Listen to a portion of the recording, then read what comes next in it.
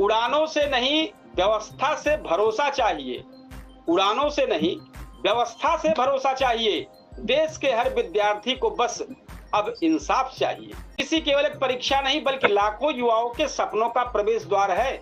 इसलिए परीक्षा की विश्वसनीयता पर कोई भी सवाल पूरे समाज की चिंता बन जाती है। वायुसेना के विमानों से प्रश्न पत्र भेजने का विचार सुरक्षा के प्रति तो बड़ा अच्छा दिखाई दे रहा है, गंभीर है भाई, सब लोग बड़ा गंभीरता से इसको कर रहे हैं। लेकिन असली सफलता तब होगी जब छात्र ये महसूस करे कि उसकी मेहनत का मूल्य किसी भी प्रकार अनियमितता से प्रभावित नहीं हो रहा है। आज देश के युवा केवल एक बात चाहते हैं, परीक्षा ऐसी हो जिस पर किसी को संदेह न हो, परिणाम ऐसा हो जिस पर प्रतिभाशाली छात्र गर्व महसूस करे। क्या कहना चाहेंगे, यही सवाल हमारा भाई वैध शिक्षक जी के साथ रहेगा। अभी यूसुफ जी आप क्या कहना चाहेंगे इस पर, बोले। जी सभी नमस्कार। ये सभी दर्शकों की तरफ से आपको नमस्कार।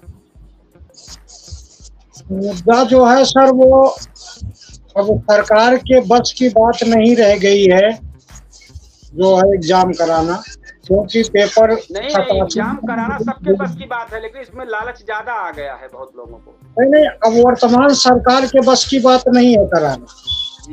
सरकार परिवर्तित हो तो हो सकता है सुधार आए, क्योंकि जब 87 बार लीक हुआ और उसमें कोई परिवर्तन नहीं कर पाए और जो उसमें गुनहगार हैं उनको फांसी तक नहीं दे पाए या उनको इनकाउंटर तक नहीं किए और ना ही किसी चीज का खुलासा हुआ, ना ही कोई जिम्मेदारी लिया, ना ही कोई जवाबदेही है सरकार, तो इसमें अब मुझे नहीं लगता कि कोई सुधार हो पाएगा। क्योंकि इसमें एक चीज तो मेरी समझ में आ रही, जिनके कंधों पर जिम्मेदारियां दी गई है, जिनके भी कंधों पर जिम्मेदारियां दी गई है, कहीं ना कहीं वो फेल हो रही है।